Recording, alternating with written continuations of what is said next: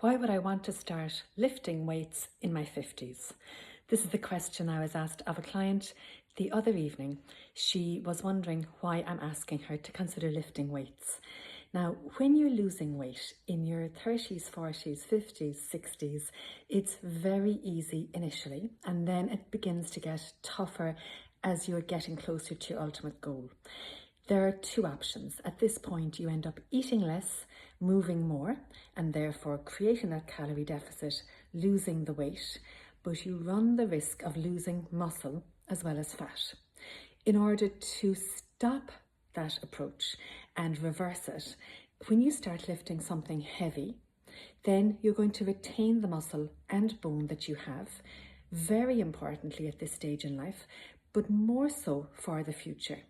You do not want to lose muscle at this age. Not only can you help yourself to stop losing muscle, but you can actually build it at this age.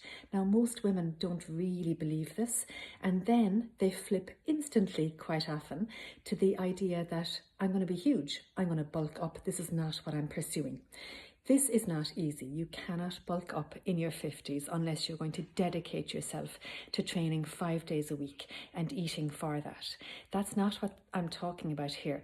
I'm talking about retaining the muscle mass that you do have and building ever so slightly, ever so gradually. There's no end point to muscle building. We don't have to age gracefully. We can age fit, fast and furious if we decide that that's the route we want to go. So don't overlook the value of lifting weight. When is the last thing you lifted anything heavier than a cup of coffee or a big pen? So I'm going to challenge you on this ever so slightly. I'm not talking about the little 2 kg handheld weights. Come back to me at 90 and we'll discuss that.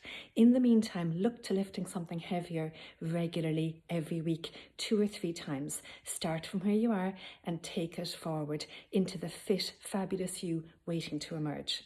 For more tips, motivation and interest, have a look on my website www.thriveatmidlife.com.